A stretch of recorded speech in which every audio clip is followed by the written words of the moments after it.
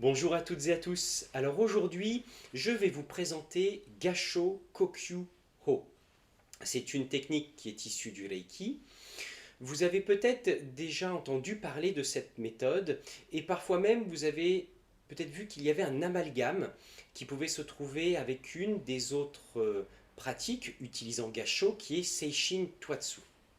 Alors moi, dans mon approche du Reiki, j'ai souhaité vraiment faire une distinction entre toutes les méthodes parce que parfois, pour une même pratique, on va avoir différents noms, ce qui peut être un petit peu difficile au début de comprendre notamment le sens, d'essayer de parfois s'y retrouver par rapport à différentes méthodes. Donc j'ai vraiment souhaité faire vraiment de pouvoir structurer les différentes méthodes qui sont proposées. Donc là en l'occurrence les pratiques de Reiki faisant appel à Gassho, afin de pouvoir être dans une progression, afin de pouvoir progresser dans sa pratique du Reiki avec des méthodes qui proposent un panel assez ouvert, c'est-à-dire en fonction de si vous êtes plutôt kinesthésique, si vous êtes plutôt tourné vers la sensorialité, l'écoute des sens, l'écoute des perceptions kinesthésiques, les perceptions au niveau du corps, ou si vous êtes plutôt visuel, vous allez avoir au sein des techniques japonaises de Reiki,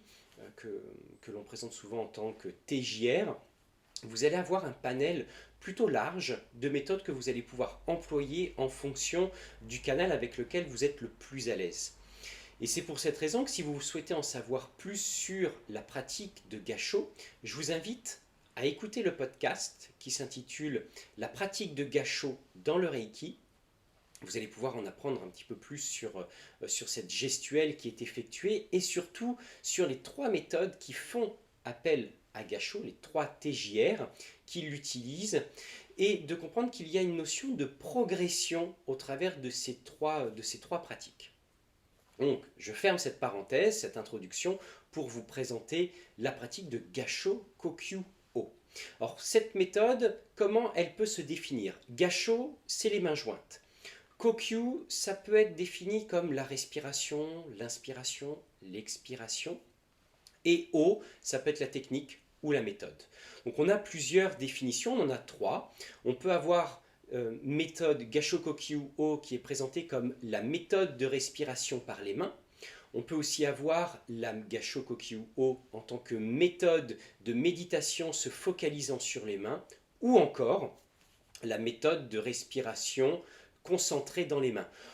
On a voilà plusieurs définitions, ça représente aussi les variantes qui sont proposées par certains enseignants, par certains courants, parce que les vidéos que moi je vous propose, ce ne sont pas des vérités. Il existe des variantes dans la mise en application, je vous en propose une, donc n'hésitez pas à la fin de la vidéo, si vous souhaitez partager en commentaire votre retour, votre vécu par rapport à une méthode qui pourrait être similaire, n'hésitez pas. Donc on va rentrer dans le vif du sujet. Pour pratiquer Gassho Kokyu Ho, vous allez veiller à premièrement vous asseoir confortablement. Il est important d'avoir une posture dans laquelle vous vous sentez à l'aise, dans laquelle vous êtes ou dans laquelle elle paraît agréable pour vous. Vous allez dans un premier temps respirer normalement, calmement. Le fait de respirer normalement, de prendre ce petit temps, de prendre quelques secondes, ça vous permet d'amener un état de relâchement. Ça vous permet de vraiment débuter la pratique dans de bonnes conditions. Vous allez ensuite joindre les mains en posture de Gassho au niveau du cœur et débuter Mokunen. Alors Mokunen, c'est une forme d'intention. On verbalise l'action que l'on va effectuer. Là, en l'occurrence, Mokunen sera je débute Gassho Kokyu Ho ou je commence Gassho Kokyu Ho.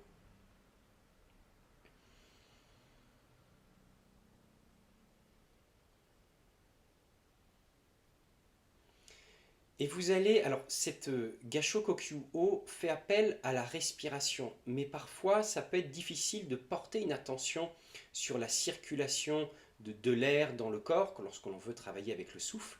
Donc il peut être plus pratique de visualiser le souffle sous une forme de couleur. Et là, en l'occurrence, on va utiliser une couleur lumineuse, ça peut être un blanc lumineux, quelque chose d'assez clair. Donc vous allez visualiser entre vos mains une sphère de couleur blanche, un blanc lumineux. Et à l'inspiration, cette sphère qui se situe entre la paume de vos mains va pénétrer la paume de vos mains, passer par vos bras, vos épaules, descendre le long de la colonne vertébrale et se loger au niveau du ventre et plus précisément au niveau du tanden, c'est-à-dire trois doigts sous le nombril. Vous pouvez effectuer une petite rétention de quelques secondes, une rétention du souffle. Et à l'expiration, vous visualisez que cet air, qui est représenté sous une forme lumineuse, effectue le trajet inverse.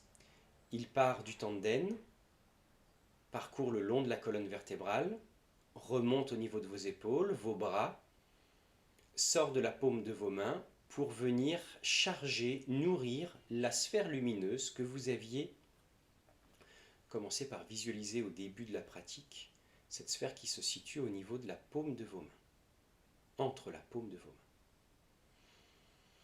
Et vous allez ainsi continuer la visualisation durant quelques minutes et au fur et à mesure, la sphère qui est entre vos mains va grandir, elle va rayonner de plus en plus. Alors vous pouvez même aller jusqu'à visualiser que des rayons partent de cette sphère lumineuse, des rayons qui partent dans toutes les directions et ces rayons viennent éclairer l'environnement dans lequel vous êtes, la pièce, pour ensuite s'étendre de plus en plus à l'univers par exemple.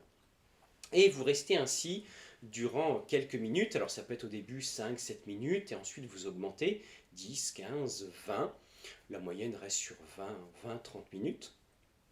Et à la fin, vous allez visualiser que tous ces rayons re-rentrent dans la sphère lumineuse et que cette sphère lumineuse, alors soit elle disparaît simplement, soit vous pouvez essayer de visualiser qu'elle vient se localiser, se poser au niveau du cœur ou au niveau du tanden.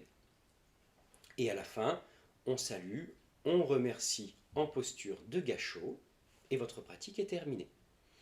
Donc, est-ce que c'est une pratique que vous utilisez déjà, vous, de votre côté, en tant qu'enseignant, praticien de Reiki? Alors, l'un des avantages de Gassho Kokyu-ho, c'est que vous n'avez pas besoin d'être initié au Reiki pour la pratiquer. C'est quand même un aspect qui est intéressant, notamment sur la plupart des techniques japonaises qui sont proposées. Donc, n'hésitez pas à faire un commentaire, un retour, à liker la vidéo et la partager. Et je vous donne rendez-vous pour une prochaine vidéo dans laquelle... deux autres vidéos dans lesquelles je vais vous présenter Gassho Meiso et Seishin Twatsu. Je vous souhaite une très bonne journée. Au revoir.